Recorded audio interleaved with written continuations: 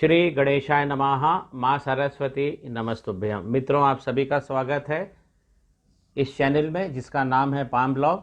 और जो मित्र नए जुड़ रहे हैं, कृपया मेरे चैनल को सब्सक्राइब कर लीजिए।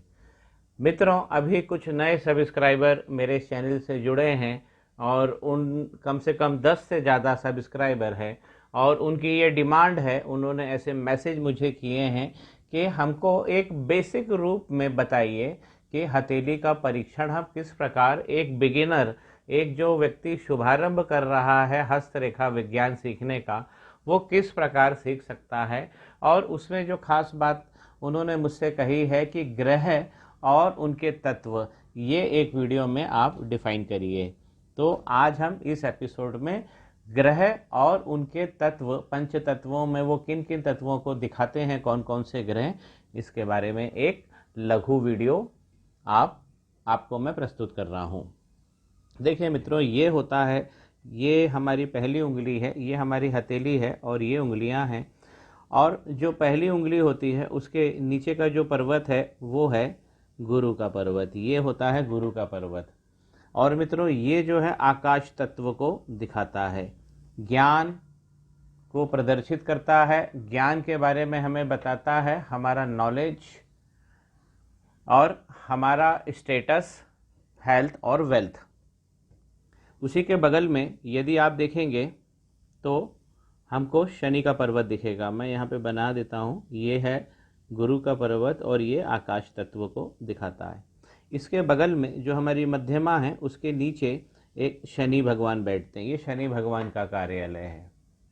और ये वायु तत्व को दिखाते हैं। शनि भगवान का जो तत्व है, संपत्ति के देवता हैं और हमको धर्म मार्ग पे प्रवृत्त करते हैं, मोक्ष के रास्ते पर ले जाते हैं, संताप से बचाते हैं, न्याय के देवता हैं।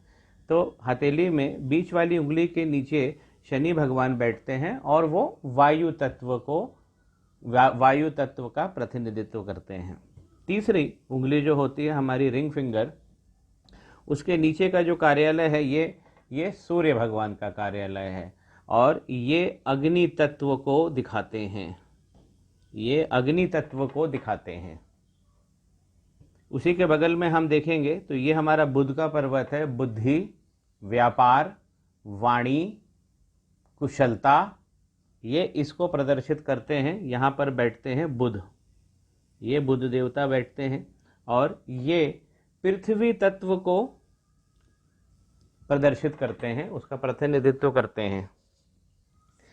इसी बुध के नीचे आप देखेंगे तो यहाँ पर आउटर मंगल, जिसे हम बाह्य मंगल भी कहते हैं, यहाँ मंगल का स्थान है और ये भी निश्चित ही अग्नि का रूप है, मंगल अग्नि का रूप है, तो ये भी अग्नि तत्व को बताते हैं। उसी के नीचे यदि हम देखेंगे तो ये चंद्रमा का पोर्शन है, चंद्रमा ग्रह यहाँ बैठते हैं और ये हमें कौन से तत्व का, ये जल तत्व का प्रतिनिधित्व करते हैं। यहाँ ये जल तत्व ग्रह है चंद्रमा।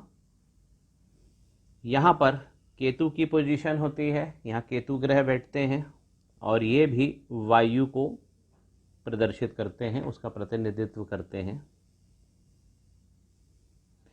अगर हम हथेली के बीचों बीच में आए तो ये राहु का स्थान है, ये राहु का स्थान है और ये भी वायु को रिप्रेजेंट करते हैं, उसका प्रतिनिधित्व करते हैं। यहाँ पर लोअर मंगल बैठते हैं और ये भी अग्नि का प्रतिनिधित्व करते हैं, अग्नि तत्व को बताते हैं। जो लोअर मंगल होते हैं वो हमारी शारीरिक रचना, हमारे साहस, दुस्साहस, पराक्रम, इस संबंध में जानकारी देते हैं। और ये अंगूठे के नीचे मित्रों यहाँ पर शुक्र भगवान बैठते हैं, ये शुक्र का स्थान है और ये भी पृथ्वी तत्व को प्रदर्शित करते हैं, उसका प्रतिनिधित्व करते हैं। तो पृथ्वी तत्व के दो प्लैनेट होते हैं, एक बुध और एक शुक्र, इसीलिए इनको कभी कभी हम सिस्टर प्लैनेट्स भी कहते हैं। इन दोनों की प्रकृति काफ़ी मिलती है। जो खास चीज़ है इसमें वो है वायु क्षेत्र। ये देखिए, ये वाला क्षेत्र जो वायु का है, तो यहाँ पे शनि बैठे, यहाँ राहु बैठे और यहाँ पे केतु बैठे हैं। तो ये वाला जो क्षेत्र होता है बीच वाली उंगली के नीचे का, ये बहुत बड़ा क्षेत्र है और ये वायु का क्षेत्र है। तो शनि, राहु और केतु एक बहुत बड़े भाग में जो वायु के कारक हैं, ये हथेली में इस तरीके से अरेंजमेंट्स होता है ग्रहों का, और उस पर उसके प्रतिनिधित्व जो तत्व हैं उस हिसाब से हम इसको इस तरह डिफाइन करते हैं। आशा करता हूं मित्रों कि मेरे जो नए सब्सक्राइबर हैं, जिनकी ये डिमांड थी कि मैं ग्रहों पे और उसका प्रतिनिधित्व करने वाले जो वो किस चीज़ों का प्रतिनिधित्व करते हैं, किन तत्वों का, 5 तत्वों में से, वो हमने आज इस वीडियो में सीखा।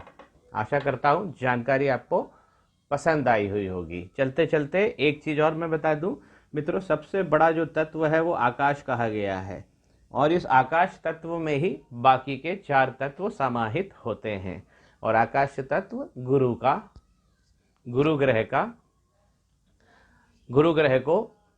गुरु ग्रह के साथ प्रतिनिधित्व उसका रहता है हथेली में।